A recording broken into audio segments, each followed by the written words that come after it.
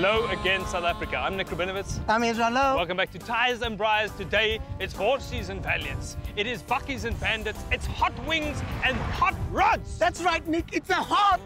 We're in Uppington on the banks of the Oranje River. We're going to meet Erica and his 1964 Valiant 100. That's right. He's going to be taking us to the second largest wine co-op in the Southern Hemisphere, where we will learn how to drink a papsak. Correction, Nick. How to make papsak. Ah. Then we're off to a 50 megawatt solar power plant. That's for Patkos, where his one will attempt to boil himself like an egg. No, the climax today is a spit braai with the rest of the road Banyans on Oranje River. Oranje River, because after a hard day's pap sucking, all you want to do is rest.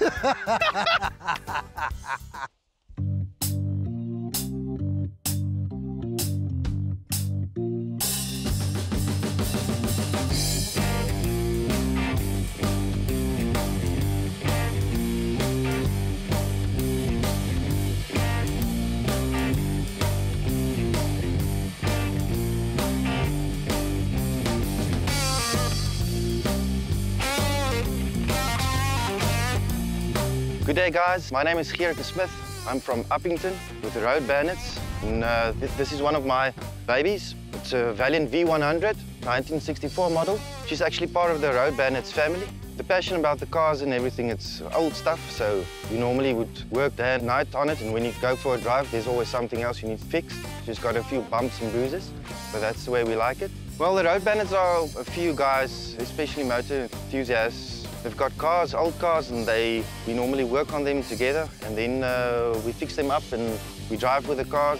Even on Sundays, you will maybe see us around. And especially if this car was white, the guys would just like, oh, it's an old car. But with a nice color as such, they will always look again for the car. The color is actually quite a strange thing. We would normally say it's a pink panty clear. Meeting the first few bandits, what a happy bunch. It was so nice meeting the first bandits. We met Marius. He's very tall, Marius. I just had to kiss the ladies' hands. I thought that would have been appropriate. It was a bit risky because their husbands were right there next to them. And Nico, he's farming in the Kalahari, and he talks very slow because it's so hot. You must conserve what little energy you've got left.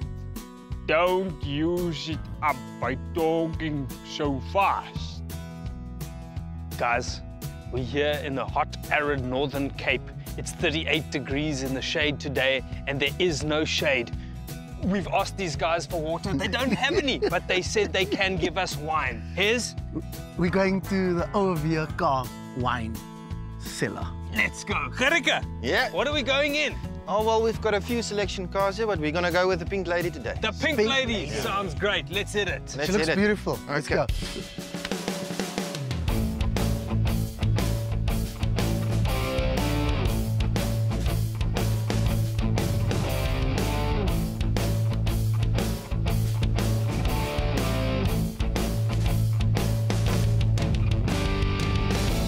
The lowest population density in the Southern Hemisphere. Yeah, but I think it's all about the space, and most of the people are farmers. Sheep or with grapes. So we're here today in Uppington, rich in history Uppington, originally known as Olyfenhoutsdrift, because there were many, many olive trees here. In fact, it's like the Greece of South Africa, but only hotter and drier, and with no Greek people.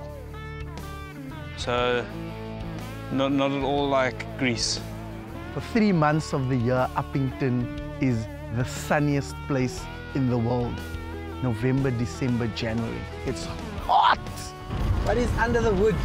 Oh, well, see, she's got a slant 6, straight 6 motor in. What does the slant mean? The engine's at a slant?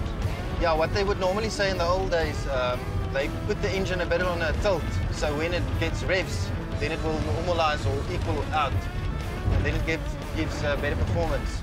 The patina in this car has been preserved immaculately. When you look inside the car, you can see the original dash. You can see the original buttons. You know, this roof lining is original. The door rubbers are the original door rubbers because you can see the cord pulling away on it. There's rust on the outside. This car has so much character. The Pink Lady is pretty rustic, and you might think the rust is part of the original patina, but it's not. He just left it in the rain in Potchefstroom for too long. How's the dating going, Erik? Erik, it's like Erika, but with a G. With a G. Erika is a gentle-souled individual who loves living in Uppington.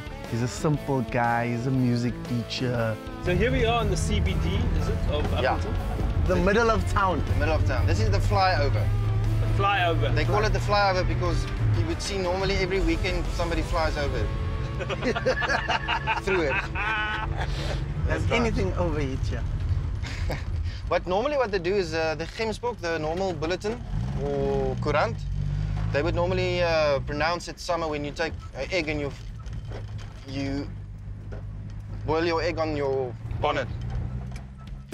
Erika dropped us off here at the Orange River Cellars. We met new bandits. And these road bandits, they just keep popping up. They're like mushrooms, very dry desert mushrooms. I don't know if such a thing exists, but they just. Maureen and Leroy. It was very interesting meeting them. You know, it's like they're gonna banditize us somewhere soon. Maybe we'll braai with them. Who knows? How do they make the wine? That's what we want to find out here at the OWK, or in English, the OWKCT.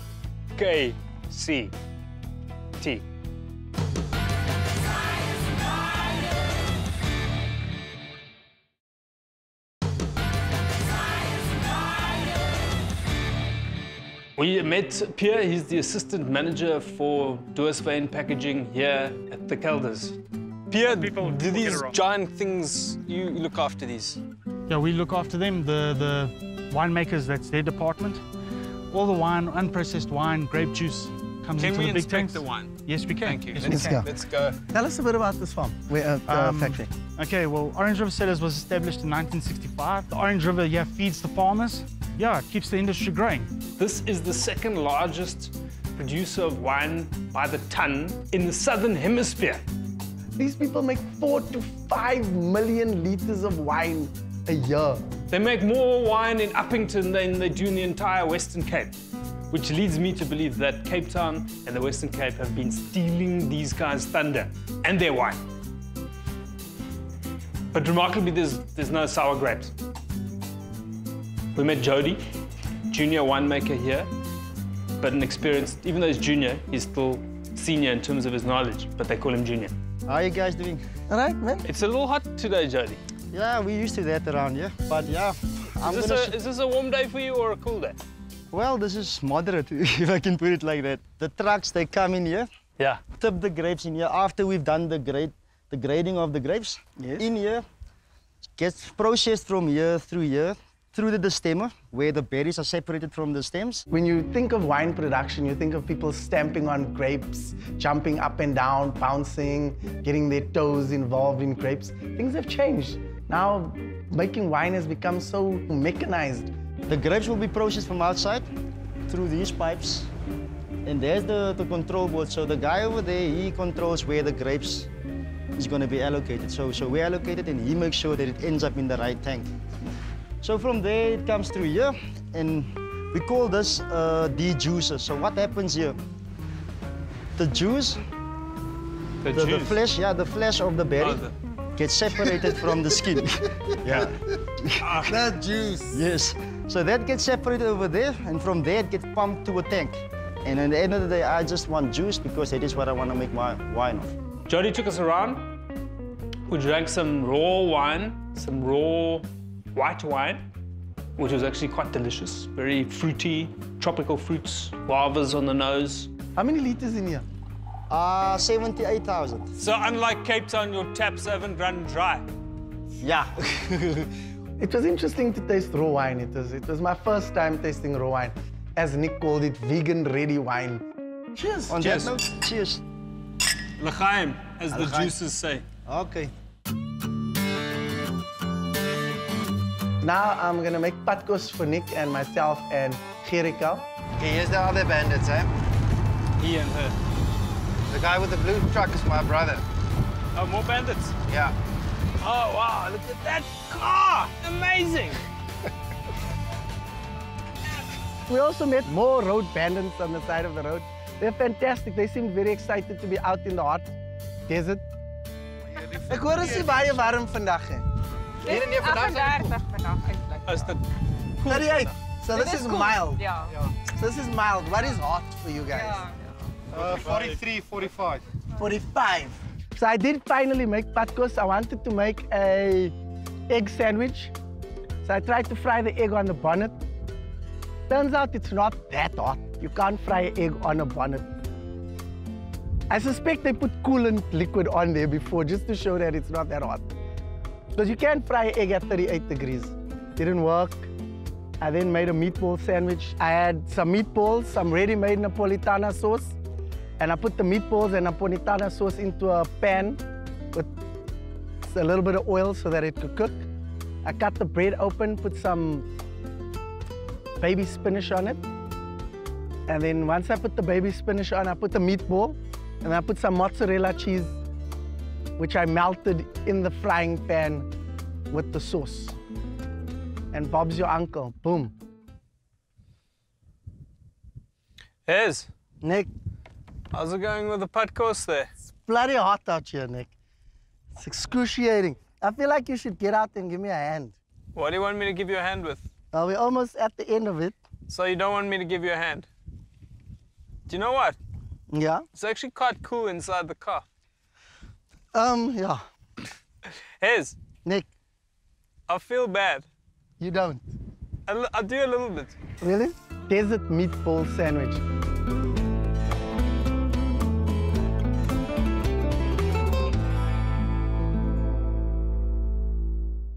Guys, you know the interesting thing about solar? They say the sun has been around for 9 billion years. Or 9 weeks if you don't believe in evolution. And we only discovered how to use it in 1983 when someone created the Casio pocket calculator. How's it, guys? Hey, welcome. Nick, who's this new guy? This is Benjan. He is the brother of Gerike. Erika, but with the G. ICK. And if you use that joke one more time, he's gonna move it. Let's see you hop up here. Nice work. Jesus. Here's what have you prepared for us? I've made for us a meatball sandwich. Hey, So Magda. get it top, Yeah, put it on top, squish it down, good. and then just give it a bite. Maybe. Okay. Dig in there. You can take that one. Yeah. Okay. What's up with that big light there in the middle of nowhere? It's like a big light bulb. Yeah, the quite basic concept of that is it's thermal energy. They use mirrors, obviously, reflect the sun, as you can see, to the cavities. And then basically they heat up radiators in the cavities. We put the water through. The temperature roughly is generated between, say, 600 to 900 degrees. Yeah. And then they push it down to the turbine, and then voila, you have your power generated from the sun. And Tell the us about brothers. this baby. What is it? She got a nickname? Beta. Better. Beta. Beta. Says Olet. Yeah, unfortunately, she's slowest in the fleet, so we had to do a few modifications to make her look a bit more beautiful. So we went for the rat rod look. Where do we go from here? It's kind of hot here in the middle of Narrens. Well, I think it's almost time for dinner. Dinner time. Right time!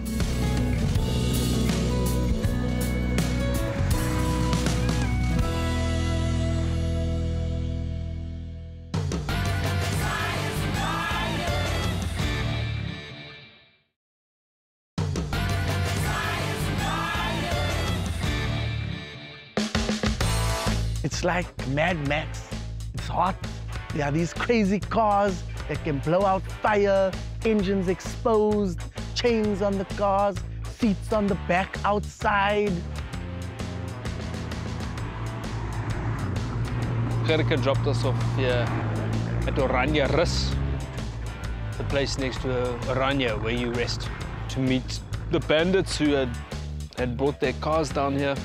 This is a pretty spectacular sight.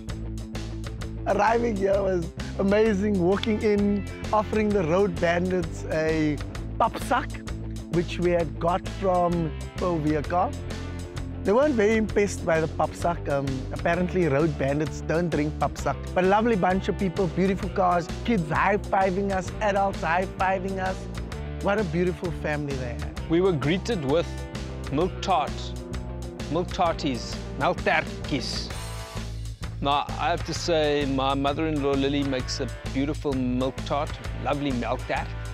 But Lily, these melktertjies are next level. I'm sorry to say this, but they are way more exciting than yours. Cheers. To the bandits. To the bandits! To the bandits! To the bandits! Down the hatch! Wow. Good. That is very good. Meeting Vic, the president, he's like the leader of a car cult. Vic, it looks like a giant treasure chest. This. Okay, guys, Hey? what we've got here What is the treasure inside? is something from the Road Bandits. It's a signature dish. You know what this looks like? It looks like a rat rod Treasure chest. treasure chest. Gooi hom. Ooh. Ah, that is spectacular. Tell us, what is this? What is it's a lamb? It's a lamb. It's a big lamb. How many hours? 4 hours. 4 hours. Yeah. So can I sway it? So what? I just pull this Yeah, baby pull out, the pin, yeah, and then you can just and turn then I it. just sway. Yeah, So that's one, And you'll see the whole again, yeah. and then let's leave it there. We call it the lamb revolution. That's what it is. So I got this knife here from Benya. And what a guy Benya is, It's eh? like the MacGyver of He's like the Uppington. What do you MacGyver guys of call it? Uppington. Gadget. Gadget man. Yeah, So, can I slice it? Yeah. Is that fine? yeah. I'm gonna give this baby a nice little slice, yeah? The lamb looked beautiful. It was beautifully caramelized on the skin. As you sliced into that meat, there was juices oozing out. Hey, chef. The lamb on the spit, we've seen a couple times now, but this was taken to the next level. These guys had used syringes Oh, my goodness. to inject the lamb with some kind of concoction. It was like in the old days when you used to take nachos to rugby, but you injected them with brandy. Just when I think I'm about to become a vegetarian. Somebody does this, huh? Wow. There's some, what's marinade? What? Talk to me here. Spices, herbs. That unfortunately is a secret. Whoa! I knew it. So it was a very interesting look for a spit braai. It's a beautiful way to braai meat. It's very, like I said, it feels like the world has ended. And this is all you can do is braai meat in a rat-rodded spit braai. What are we having with the lamb? We've got homemade pot brood Yeah? and then sweet potatoes. Oh, yes. Now I'm off to make cocktails for you guys. Okay. I hope I can do a good job as you guys have thought of done. a name for this cocktail? No, I haven't. We are on the banks of the Orange River, Yes? and we are close to some neighboring towns. I think we should go with the Kakamas cocktail. Off to cocktails. I went around, met all of them with Vic, club president, upstanding guy. I met Yaku with his Chev Bucky, the Camino. There were Dodge 100s, there were Fords, there were little flat bottles of brandy on the seats so they don't roll around on the dusty roads. Especially maybe if a kudu jumps in front of your car and you swerve, you don't want your brandy to fall off the seat. The name of the cocktail is the Orange River Watermelon Delight. There are elements of orange in it. So I took a watermelon, cut off the top, and I cut off the bottom so that it can be stable. I then emptied out the center, took the center of the watermelon, put it in a blender, blended that up, added some orange juice, some lime juice, blended it a bit more. Then I strained that blended mixture into a jug. It was a very sweet watermelon, so I was very lucky. I added 1/4 of a bottle of Contral, orange liqueur, 1/4 of a bottle of vodka, I added 1/4 of a bottle of light rum. I then took that liquid and put it back into the hollowed out watermelon, ice some lime slices for garnish, and reserve some of the watermelon pieces for garnish as well. Very easy, very delicious. Orange River Watermelon Delight. Delicious drink. Easy to make as well. All you need is a watermelon and some booze and some ice. And Bob's your uncle. You're on the Orange River. Why are you naked? I went for a swim. That's sexy. While you were slaving away. Again. Yeah. This is lovely. The banditas. The banditas, the lady bandits. And they didn't just make the salads, they also made the wrap, the potbrood, the salads, the patats. They made everything except for the spit. Because if you didn't let the men do the spit, they would feel emasculated. Let's eat! Please, let's eat. Let's go eat! Cheers, ladies. Cheers.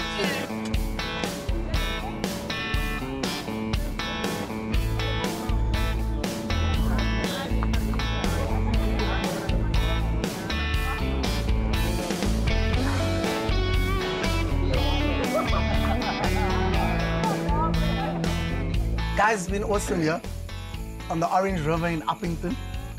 On the banks of the Orange River in Uppington. Canon Island, I believe it's called. Now here's some words from myself. Never again will I cook in the desert for any apparent reason or for any person. So from us, we would like to present, we know that you guys don't actually need these bags because we saw the size of your cooler boxes. So we would like to present these bags to these two lovely gentlemen on behalf of us, to behalf of y'all, to say thank you for this awesome, It was a great day. great day, this hot day. Vic, as president of the Road Bandits, I feel like you could misbehave more. Definitely. Thank you to you guys. We really enjoyed you. Enjoyed your funny, witty selves, your cocktails, your food. Thanks to you guys. Hope you enjoyed it here. See you again in Uppington. Yeah, beautiful.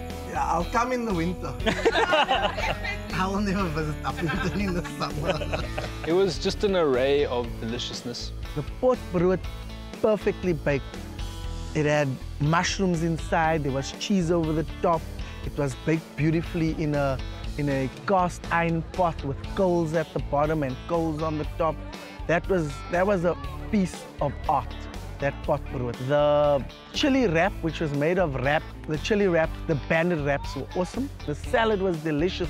There was enough mayonnaise in there to feed a small country, but it was delicious. The Bandits claim to be taking weirdness to the next level. They say their weirdness is above the national average for weirdness. I don't think so. Having been with them, I think they are